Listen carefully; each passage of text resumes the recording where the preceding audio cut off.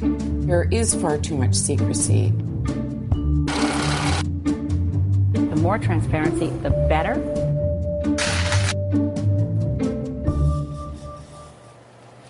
Many people are talking about accountability, and it's not limited to those protests in the U.S. After the House of Commons reconvenes next week, Canada's Auditor General will continue to investigate how MPs use their expense accounts. As the National's Red Sharon discovered, critics say a lot needs to change before Parliament is truly accountable to you. I'll have green tea. As newly minted MPs go, Elizabeth May is as green as they come. And while she's been around the parliamentary block a few times, this is her first time with an MP's expense budget to manage. I believe in full transparency. The current system provides each MP with a fair bit of money, and money for trips, and per diems, and all sorts of things. Elizabeth May's budget allowance is around $315,000, and all MPs get at least the same amount on top of their salaries to spend on everything from housing and hospitality to office supplies and travel. When you do the math, it's well over $142 million in public money. You can find some information on where the money went online. The numbers are here, but not the details. And critics say the devil is in those details. I would say right now it's a black hole, and MPs can easily hide things in that hole that are improper. Duff Conacher of Democracy Watch says there is no real accountability. Try to find out exactly where the money was spent, and you come up against a wall of secrecy called the Board of Internal Economy. The Board of Internal Economy is very secretive, rife with conflicts of interest, and unaccountable. And here we are 144 years in as a supposed democracy, and we have this secret Soviet-like Politburo running our House of Commons in Parliament. Try finding the Board of Internal Economy's office on Parliament Hill. There isn't one. The board is comprised of members of Parliament from the different political parties, essentially MPs overseeing themselves. They meet in private, usually here in the centre block, and any decisions they make about wrongdoing or misspending don't have to be released publicly. Not necessary, says the board. I don't know how much detail people want or need. I think what people are, aside from just wanting to know, the basic reason they would want to know is because if there's they suspect there's something untoward going on. Well, I'm telling them at the moment, we're not aware of anything untoward. When then Auditor General Sheila Fraser tried to do an in-depth audit of how exactly the money was being spent, the first in 20 years, MPs from all parties, with the exception of the Bloc Québécois, quickly closed ranks. We have very strict rules and procedures in place. No expenses get approved that have not been vetted duly through two processes. Under pressure, the Board of Internal Economy has now agreed to open the books a little further, but Conacher calls it more smoke and mirrors. The audit that's being done is to ensure that they're not spending more than they're allowed to in each category.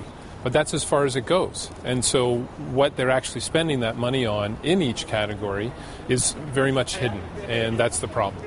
No problem for Elizabeth May. She has agreed to participate in an exercise in transparency, putting every receipt, every nickel spent online for everyone to see. I do believe that the more transparency, the better, as a general principle in government policy overall. And if I am going to demand transparency of the Harper government, I better practice it at home. But for the record, she's not the first MP to do this. Former Liberal MP Michelle Simpson did it in the last Parliament. There is far too much secrecy, and quite frankly, for lack of a better expression, I literally wanted to gag every time I heard from all parties, we're open, transparent. And when, in fact, I'd sit there and say, in a lot of respects, nothing could be farther from the truth. Simpson, a former banker and business person, campaigned on more openness, so she put everything online. It didn't take long for her fellow MPs to start calling. I got a call and they said, you know, you are making a huge mistake. You have no idea that you've just opened the biggest can of worms. I found it a rather arrogant and indefensible position, and I certainly wasn't going to follow the leader, as it were, in terms of doing exactly the same thing. It wasn't about grandstanding, it was about simply being accountable. She also heard from the public. This is just a small sample. I've got from people across the country? Absolutely. And while Michelle Simpson insists her decision was mostly about optics, not because MPs were scamming the system, there have been glimpses into that devil in some of those details. I chose the transfer in 1999. Stephen Marr of the Halifax Chronicle-Herald spent weeks sifting through legal documents in a joint investigation with the Ottawa Citizen. They were looking for problems in the MP's housing allowances for Ottawa residences, and they found them. If you own your own property, you're allowed to claim about $10,000 a year, which is about enough to handle your condo fees or something like that. But if you rent, you can claim up to $25,000. With no help from the Board of Internal Economy, two emerged. MPs who had transferred ownership of their condos to family members and charged more in expenses. Altogether, well over $100,000 more. What did the Board of Internal Economy do about it? Nobody really knows. To my knowledge, the Board of Internal Economy has never made a public statement naming an MP and stating that they've taken action against them. Michelle Simpson wasn't worried about the board. It was her own Liberal Party that gave her the most grief. First, pulling her off her favorite committee, the one that deals with accountability. They removed you from the accountability committee. Then I was, and after you said you wanted to be more accountable. It remains to, that was the other issue. But I don't know that that was necessarily the reason. But it's quite ironic, isn't it? Yeah, exactly. That I was out, trying to champion that cause. And they removed you from the committee. Yeah.